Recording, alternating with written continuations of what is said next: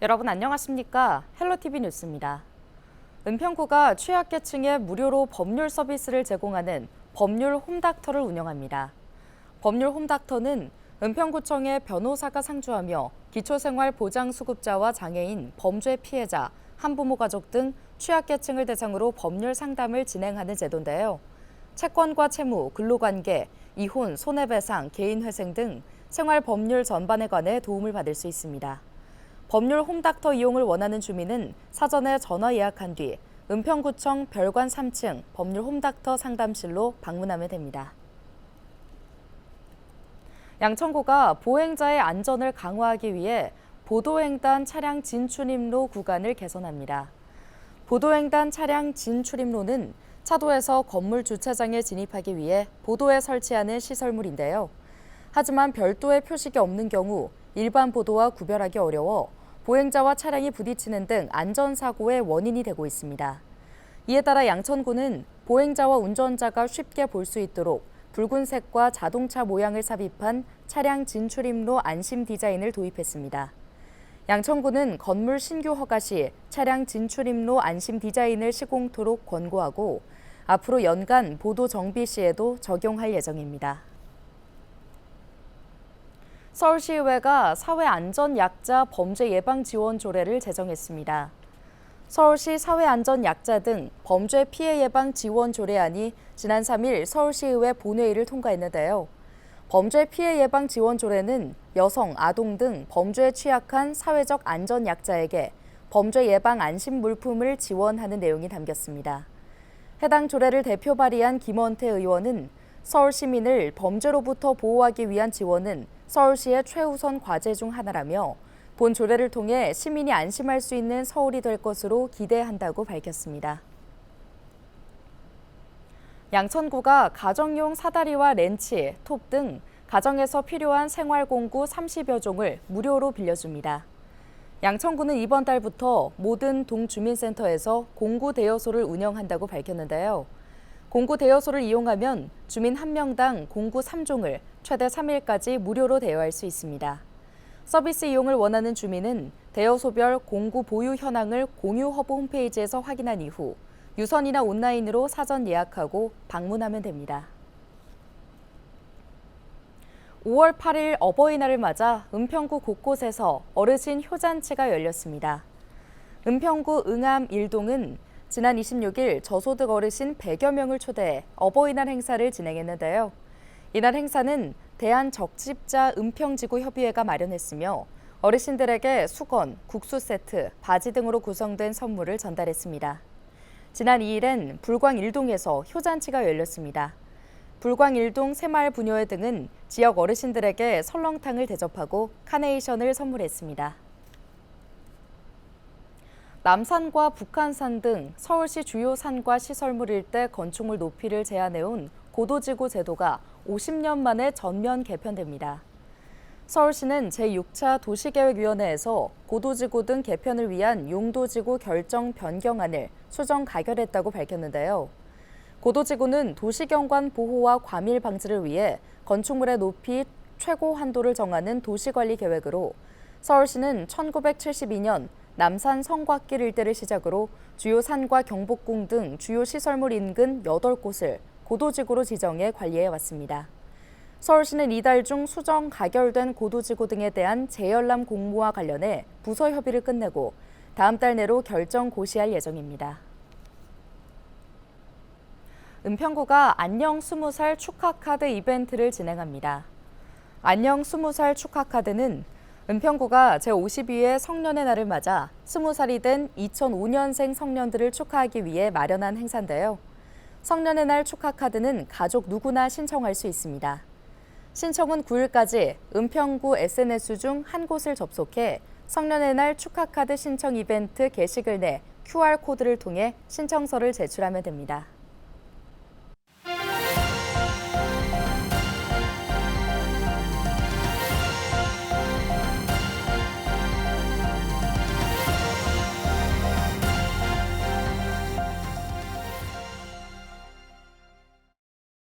총선이 끝난 뒤에도 수도권 메가시티 이슈가 가라앉지 않고 있습니다. 경기도와 김포시는 각각 경기 분도와 김포시 서울 편입 추진을 이어가며 갈등하는 모습인데요. 최근 인천 정치권에서도 부천 시흥을 포함하는 인천 500만 메가시티론을 들고 나와 지역 간 경쟁이 일어나는 양상입니다. 메가시티 정책에 대해 더 많은 이해가 필요한 상황인데요. 오늘은 도시계획 전문가인 중앙대 마강래 교수를 통해 자세한 이야기 들어보겠습니다. 교수님, 최근 수도권에서 메가시티 서울에 이어 메가시티 인천까지 정치권 이슈로 공론화하는 모습입니다. 메가시티 정책은 원래 지방 도시들의 균형 발전으로 나온 말로 알고 있는데요. 만약 그런 이야기가 나온다면은, 그러니까 메가시티의 개념을 잘 모르고 얘기를 하고 있다라고 보면 될 것 같아요. 이 메가시티는 기본적으로 인구 그 1,000만 이상의 그 대도시권을 이야기를 해요. 그러니까 여러 도시들이 기능적으로 연계되면은 그 기능적으로 연계된 큰 대도시권이 하나의 도시처럼 작동한다라는 어떤 그런 개념이거든요. 근데 우리가 수도권을 보면은 수도권 자체가 이제 메가시티인 거죠. 그리고 메가시티 중에서도 굉장히 강력한 슈퍼 메가시티예요. 만약 이런 슈퍼 메가시티 내의 여러 지자체들이 연계의 필요성이 생길 수도 있죠, 부분적으로. 그렇게 된다라면은 그거는 이제 메가시티를 하나 만드는 개념이 아니라 그냥 지자체 간 연계 협력을 통해서 그 주민들의 그 생활 편의를 도모하고자 하는 노력이 될 수가 있겠죠. 이게 별도로 메가시티 내에 또 하나를 또 메가시티로 또 명명을 한다든가 이런 것들은 개념적으로 맞지도 않는 것 같다라는 생각이 듭니다. 네, 그렇다면 최근 수도권 도시들이 바라는 메가시티는 다른 배경에서 출발한 것 같네요.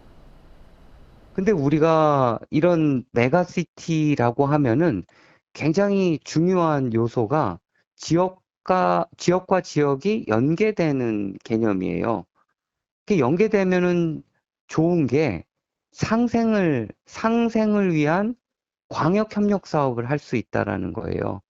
그러니까 예를 들어서 도로를 지을 때도 지자체 간 협업을 하게 되면은 제대로 도로를 만들 수 있는 거고요. 철도도 마찬가지고요. 광역 소각장이라든가 화장장이라든가 이런 것도 사실 지역 간 연계가 굉장히 필요해서 제대로 된 위치에 제대로 된 규모로 짓게 하는 게 이제 본질이잖아요. 그러면 이 본질적인 걸 잘 할 수 있게 하는 거는 지역과 지역이 서로 연계되고 친해야 돼요.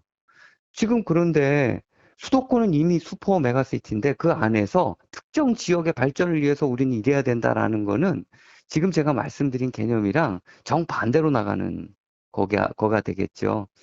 그래서 제일 중요한 거는 수도권은 기능적으로 많이 연계되어 있어요. 하지만 행정구역이 분리되어 있기 때문에 행정적으로 따로 뭔가를 하고 있기 때문에 이런 광역시설들 아니면 초광역시설들을 제대로 놓기가 힘든 것들이 있어요. 그래서 철도 문제가 발생하기도 하고요. 또 어떤 경우에는 서로 뭐 이제 도로나 철도를 끌어가려다 보니까 그 노선도 효율적으로 배치가 안 되는 그런 문제가 발생을 하고 그러다 보니까 지역 주민들이 이제 불편함을 겪게 된 거죠. 네, 듣고 보니 수도권에서는 메가시티 경쟁이 아니라 도시들 간의 연계 협력이 중요해 보입니다. 수도권에서 나오는 메가시티론과 지방에서 나오는 메가시티론은 완전히 결이 달라요. 지방은 인구가 자꾸 빠져나가다 보니까 직접의 경제를 잃어가고 있는 거예요. 지방은 뭉쳐야 사는 어떤 그런 상황이 되었기 때문에 이 메가시티가 필요한 거고요. 수도권은 인구가 너무나 많이 몰리다 보니까 외곽을 개발했는데 내부와 외부의 연계가 약화된 거예요. 그래서 그런 의미에서 지역 주민들의 삶의 불편함이 초래되기 때문에 이 연계성을 어떻게 잘 확보할 수 있을 것인가 라는 측면에서 이 메가시티 논의가 등장한 거다. 우리 이거를 좀 해결할 수 있는 가장 근본적인 대안은 균형 발전이에요. 지금은 비수도권이 더 중요하다라고 제가 말씀드리는 이유는 비수도권 메가시티를 그러니까 메가시티가 초광역 협력 전략이다라고 보면 될 것 같아요. 메가시티 전략은요. 그 메가시티를 구축해서 수도권으로 빨려 들어가는 인구와 산업을 좀 억제시켜야지 되는 거고요. 비수도권이 그런 방식으로 진행이 된다라면은 수도권에도 이런 류의 오염된 메가시티론이 나오지 않겠죠. 네, 메가시티 정책에 대해 이해할 수 있는 시간이었습니다. 오늘 말씀 여기까지 듣겠습니다. 지금까지 중앙대 마강래 교수였습니다.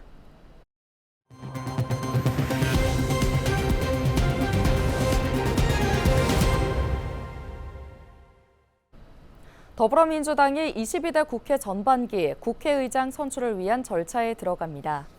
민주당은 7일부터 이틀 동안 후보자 등록을 받아 오는 16일 선거를 치를 예정입니다.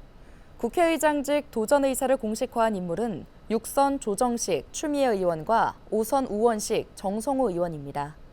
한편 국회의장은 과반수 득표로 당선되는 만큼 22대 국회에서 과반 의석을 차지한 민주당 후보가 차기 의장직을 수행하게 될 가능성이 높습니다. 지난달 법원 경매에 붙여진 서울 지역 빌라 수가 18년 만에 가장 많았던 것으로 나타났습니다.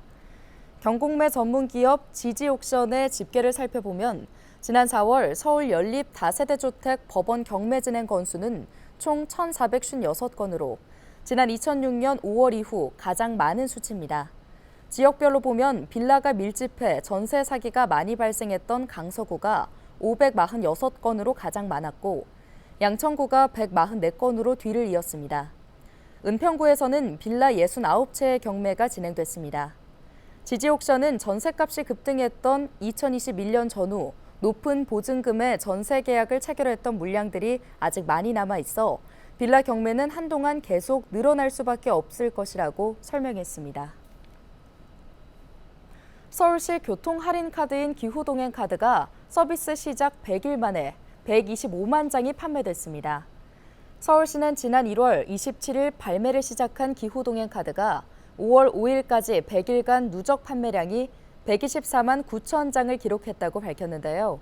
또 하루 이용자도 꾸준히 증가해 지난달 2일 처음으로 50만 명을 넘어섰으며 지난 2일에는 하루 53만 명이 사용한 것으로 집계됐습니다. 서울시는 기후동행카드 100일을 맞아 이용 후기를 들려준 시민 100명을 선정해 7월부터 도입되는 신규 디자인 기후동행카드를 먼저 사용할 수 있는 기회를 제공할 예정입니다. 부동산 경기 침체로 경매 시장에서 수도권 상가의 낙찰률이 저조한 실적을 기록하는 것으로 나타났습니다. 경공매 전문기업 지지옥션의 자료를 살펴보면 지난달 법원 경매에서 서울 상가 208건 중 33건이 낙찰돼 15.9%의 낙찰률을 기록했습니다. 서울의 상가 낙찰률은 지난 1월 21.5%에서 2월 15%로 떨어진 이후 3월 17.1%, 4월 15.9%를 기록하는 등 3개월 연속 10%대에 머물고 있습니다. 인천 지역의 지난달 상가 낙찰률은 16.1%, 경기도 19.7%로 10%대에 그쳤습니다. 지지옥션은 경기 침체로 상가 공실률은 오르고 임대료가 하락하면서 상가 선호도가 낮아진 것을 원인으로 분석하고 있습니다. 인천시와 인천관광공사는 7일 오전 4천여 명을 태운 중국발 전세 크루즈가 인천항 크루즈 터미널로 입항했다고 밝혔습니다. 이번 크루즈는 지난 5일 중국 상해에서 출발해 이틀 만인 7일 인천에 기항했으며 인천과 서울 등을 관광한 뒤 상해로 돌아가는 일정입니다. 로얄 캐리비안 선사의 스펙트럼 오브 더 시호는 지난 2019년 건조해 7천여 명을 태울 수 있는 16.9만 톤급 대형 크루즈로 인천에 입항한 크루즈 가운데 역대 최대 규모입니다.